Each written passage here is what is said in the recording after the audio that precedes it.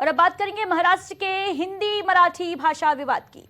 ये विवाद एक बड़े राजनीतिक और सांस्कृतिक विवाद का रूप ले चुका है। महाराष्ट्र में मराठी और गैर मराठी भाषा को लेकर चल रहा विवाद अब एक नया मोड़ ले चुका है, जिसमें हिंदुत्व की एंट्री हो गई है। हाल ही में शिवसेना के पूर्व सांसद की मौजूदगी में एक मराठी ग्राहक से गैर मराठी दुकानदार को पिटवाने और इससे पहले एमएनएस कार्यकर्ताओं द्वारा गैर मराठी दुकानदारों को पीटने के मामले सामने आए।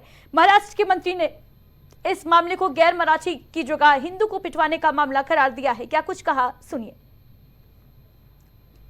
कार्रवाई में लगा रहता है तब पाकिस्तान से कोई नाता ना जुड़े, लेकिन दुर्भाग्य इसी देश का यही है कि जिस विषय पे भाजपा चुनाव जीतने की कोशिश करता है, वोट मांगने की कोशिश करता है, डिप्लोमेटिक आउटरीच करने की कोशिश करता है, उसी अभी विषय पर भाजपा पीछे जाते हुए दिख रहा है। पहली बात तो अभी मुझे लगता है एशिया कप हॉकी का बिहार में होने जा रहा है।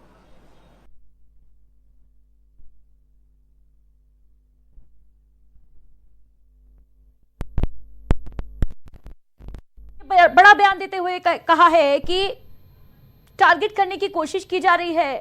पहलगाम आतंकी हमले से इस पूरे विवाद की तुलना कर दी। वहीं दूसरी तरफ आदित्य ठाकरे को आप सुन रहे थे, उन्होंने पलटवार किया इस बयान पर और उन्होंने ये कहा है कि जब भारतीय जनता पार्टी की सरकार, एनडीए की सरकार, केंद्रीय सरकार को घेरते नजर आया आदित्य ठाकरे और ये कहते नजर आए कि जब पाकिस्तान को एनओसी दे सकते हैं, खेलने की अनुमति दे सकते हैं, वो हिंदू मुसलमान करते हैं, पाकिस्तान करते हैं, तो फिर क्या अधिकार है उन्हें ऐसी बातें कहने का।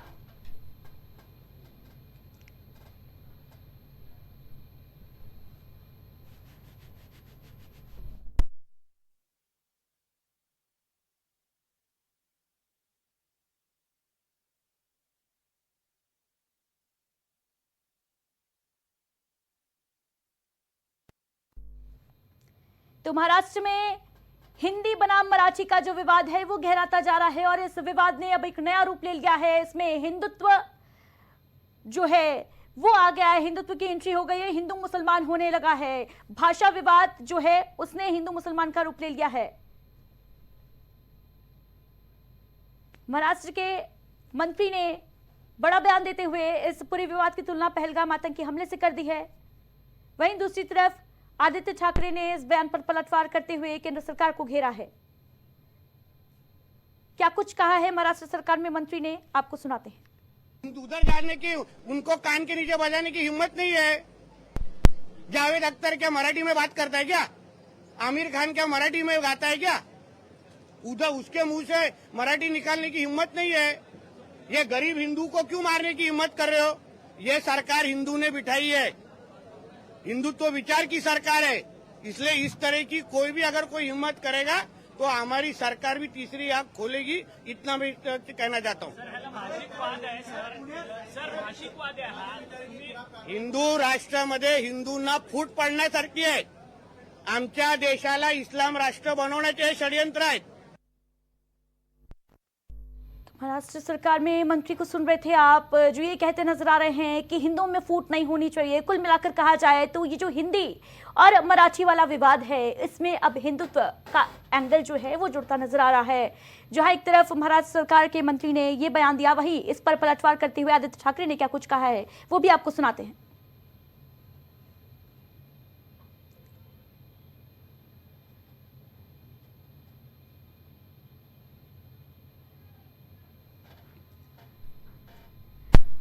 इस खबर पर हमारे साथ वरिष्ठ पत्रकार सुनील त्रिपाठी जी जुड़ रहे हैं। सुनील त्रिपाठी जी, सबसे पहले तो बहुत बहुत स्वागत है आपका प्राइम टीवी पर। सुनील त्रिपाठी जी, महाराष्ट्र में जो ये हिंदी बनाम मराठी वाला विवाद था, उसमें अब हिंदू और मुस्लिम जो है उसकी एंट्री हो गई है, क्या कहेंगे?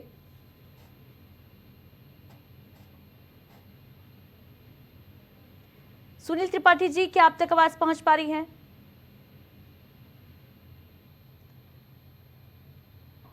तो फिलहाल सुनील त्रिपाठी जी से हमारा संपर्क नहीं हो पा रहा है।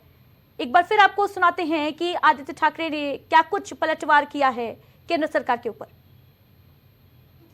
कार्रवाई में लगा रहता है तब पाकिस्तान से कोई नाता ना जुड़े, लेकिन दुर्भाग्य इसी देश का यही है कि जिस विषय पे भाजपा चुनाव जीतने की कोशिश करता है, वोट मांगने की कोशिश करता है, डिप्लोमेटिक आउटरीच करने की कोशिश करता है, उसी अभी विषय पर भाजपा पीछे जाते हुए दिख रहा है।